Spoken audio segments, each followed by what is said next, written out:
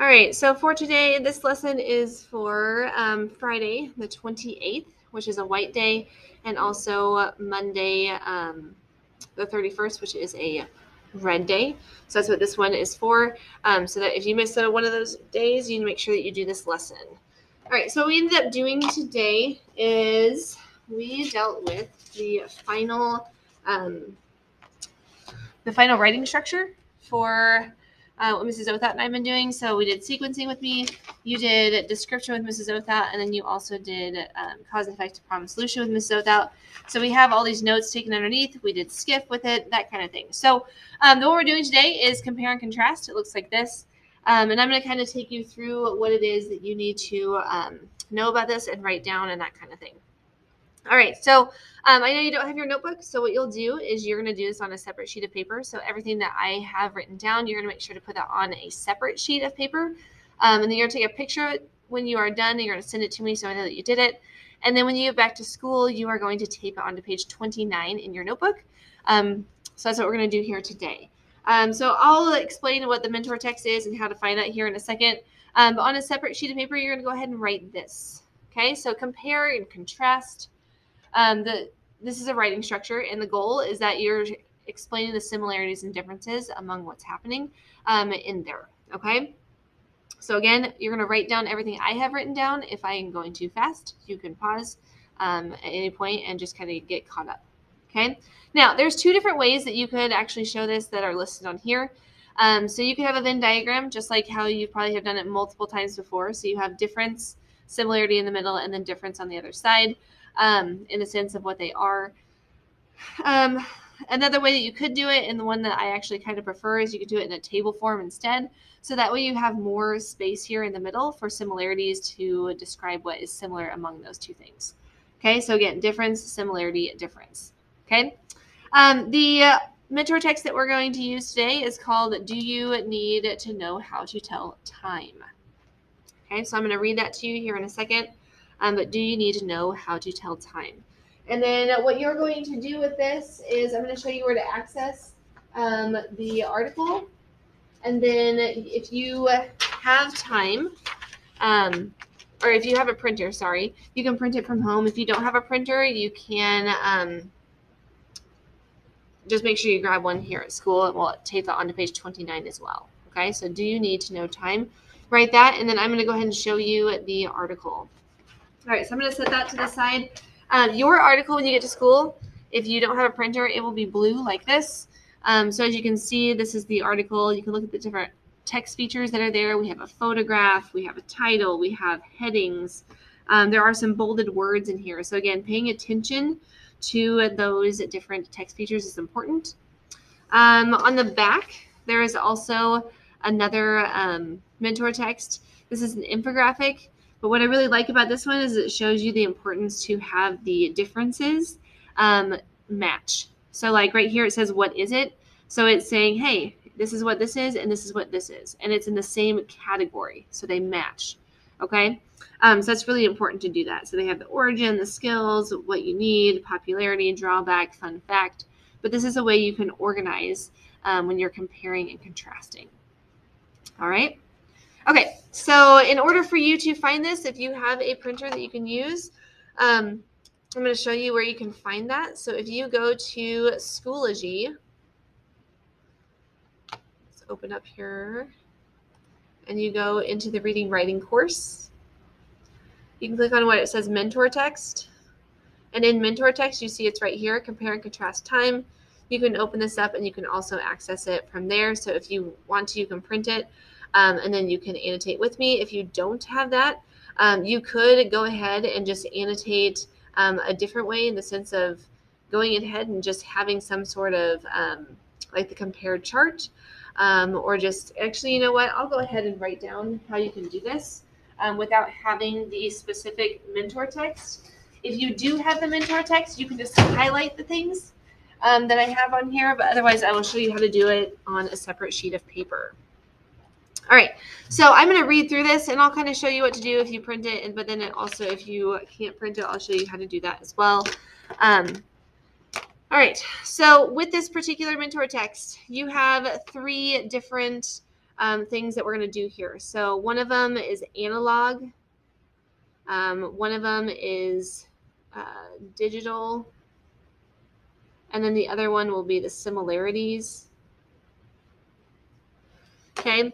And so we can do this in lots of different ways. So similarities, I can highlight in orange. In digital, so if it's digital, I can highlight green. And then if it's analog, I can highlight blue on blue, which is fine. But that kind of gives me a key as to how that's going to be. Now, if you don't have access to a printer, what you can do is on a separate sheet of paper, you can actually go ahead and just write like this. You could do analog. And then you can keep a running list of things that we talk about or that I highlight. So things that I highlight on this sheet, this is if you can't print it, you can actually write it on here. Okay. So if I highlight it blue, that's for analog, you're going to write that down. If you highlight for digital, that's going to be in green. You can write those down underneath. So whatever I highlight, you're going to write on, just kind of keep a running thing. Okay. And then similar, same thing. That's going to be in orange. You can write those down. So if you don't have access to a printer, instead of highlighting it, what you can do is on a separate sheet of paper, write down what I'm highlighting. Okay, that's what you can do. All right.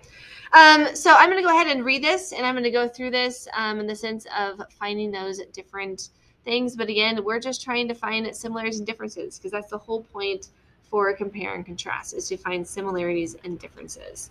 All right.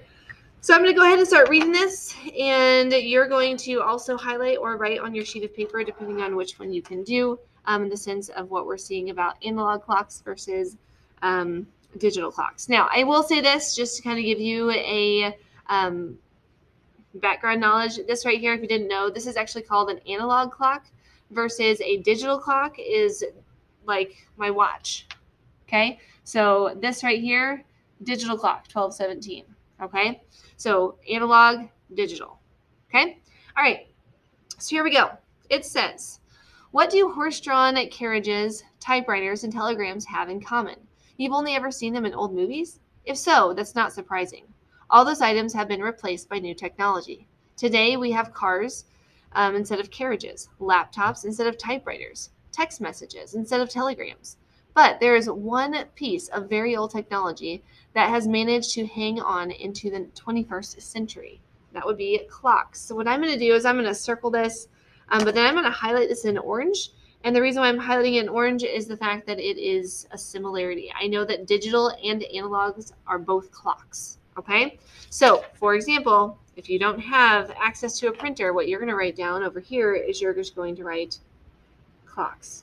Okay. So that's a similarity. All right. Next thing, we're not talking about the digital kind with the time shown in numbers like 1247 or 335. So I'm going to do this. Digital numbers like this are listed. So I'm going to highlight that. So again, if you don't have that, you're writing that down on your sheet of paper where it says digital. You're going to write what I highlighted. So again, if you need to pause, you can pause and do that. All right. We're talking about analog clocks. So I'm going to highlight that in blue. The ones with hands for the hours, minutes, and sometimes seconds. Okay, so again, what I highlighted in blue, you can write that down for analog if you did not print. The hands move around the dial to point at numbers from 1 to 12. You read or tell time by looking at the position of the hands. Okay. Today, the skill of reading analog clocks is fading away. Sure, most kids in the United States learn to tell time in first or second grade, but many later forget how because it's not a part of their day-to-day lives. There is little data on exactly how many kids can still read analog clocks, but one small study found that 75% of American kids don't know how to read these old-fashioned timepieces. The question is, does it matter? In other words, do we still need to know how to read clocks at all? Okay, so telling time over time. So analog clocks, here we go. We have some more information about analog clocks. have been around since the late 1200s. But 800 years ago, you wouldn't have found clocks in people's homes or watches strapped around their wrists. Most clocks were in churches or public clock towers. At the top of every hour, a bell would ring to announce the time. The word clock comes from the Latin word for bell, clocca. Over the years, clocks got smaller, and excuse me, eventually most people had to let at least one in their house. As for digital clocks, so I'm going to highlight that in green, so I'm doing digital. The first ones appeared in the 1950s. Today, they're everywhere. There are digital clocks on our stoves, in our cars, on buses, and on computer screens, and of course on our phones. So again, what I have highlighted, you need to make sure that you're copying down into that blue, green, or orange section if you do not have a printer. Okay, so the things that are there, that's what you're writing down. So similarity, orange, green is digital, and then blue is analog. Okay? All right, I'm going to keep going down to the next slide. Nearly every American over the age of 18 owns a cell phone, and more than half of American kids have one by age 11. And when we want to know what time it is, most of us simply check our phones. With so many digital clocks around, learning to read an analog clock can seem like, well, a waste of time. After all, you already have a lot to learn. Algebra, the Constitution, how cells work. Why bother learning something you don't truly need? The end of clocks. On the other hand, there are still reasons to learn to read clocks. For one thing, it's a way to strengthen math skills, like counting by fives and fractions. All right, so this goes along with analog. So I'm going to put that in blue. Okay. It can also be very helpful at visualizing the passage of time. That's because unlike the digital, so here with green, unlike for digital, which show the current time, analog clocks shows the current time as it relates to the past and the future. Okay, so what that means is, like right here, we can look at this analog clock, and I know it says 9 o'clock, but that tells me I already have a long, to get to 9:30, it's very easy to tell that visual in the sense of it has that visualization of passage of time. It tells me how long I've been here, but also how long I still have to be here. Okay? Whereas a digital clock, it literally just tells you the time. So 12:23, that's all it really says. So see, 12:23. Okay? All right. Then there's the fact that phones are notoriously distracting. Glancing down at the time can easily turn into checking your millions of notifications, scrolling through TikTok, only to find that 20 minutes have vanished. That can't happen with an old-timey clock face, though to be fair, it can't happen with a digital watch either. Plus, there are situations when we can't use our phones, whether it's during a dance class, while taking a test, or even when our phone batteries are dead. In those situations, what if the only clock around is an analog one? The fact is, analog clocks do still have a presence in public spaces, including many schools. All right, so analog clocks are in public spaces, many schools. Okay? Just look at what happened in the UK and some high schools. Students were getting stressed during exams. They were struggling to read the analog clocks on the walls and figure out how much time they had left. But here's the thing. Rather than helping the students learn to read analog clocks, some schools chose to replace the analog clocks with digital ones instead. So who knows? Perhaps one day, analog clocks will disappear. Only time will tell. All right, so I think about our school. And in all of your classrooms here at school, we have analog clocks. But if you go out into the hallways, you're going to see that there's digital clocks. So I do wonder, what's going to happen with that? Okay. Now, attached to this article is, because it is a debate, attached to it has this little "what do you think?" And it says, should kids learn to read analog clocks? Go back to the article to find arguments that support each side of the debate. Okay. So I want you to bring that to your attention, because it's going to help us with knowing, doing SCIF with this article here in a second. But looking at this really tells you, there's information here about digital clocks, that's green, about analog clocks, that's blue, and then also, what's similar is that they're both clocks. They tell time, okay? All right, so here's what we're going to do, is on your piece of paper that you have for this, I have it listed like this. We're going to add some things to this based on the article. So we're going to do skiff with this. Okay, so go back to this piece of paper so you have it, and then we're going to write this underneath. So skiff, S. S is for source. We need to know where it came from. Source is important because we need to know if it's reliable and credible. This came from Scope, so we know that it is reliable and credible source. Okay. The CI stands for central idea. Central idea is broken up into two sections. The first section is purpose. And going back to what I showed you before and the fact that this had this section here, and then it says go back to the article to find arguments that support each side, that helps me to know the author's purpose is to argue. Okay? After that, we have the topic. Topic is who, and then what, and then where or when. Okay? And then I wrote the word topic over here, that just helps my brain. But who the article is about is like, not like a person. It doesn't always have to be a person. It's the topic, essentially. Like who, like what the thing it's about. Okay? And the thing this is about clocks. Okay? The what is it about is our analog clocks important. And then where and when is this is happening globally and it's happening today. So that's what I have for those specific sections. So again, make sure you're writing all of this stuff down because it will help you later. Okay.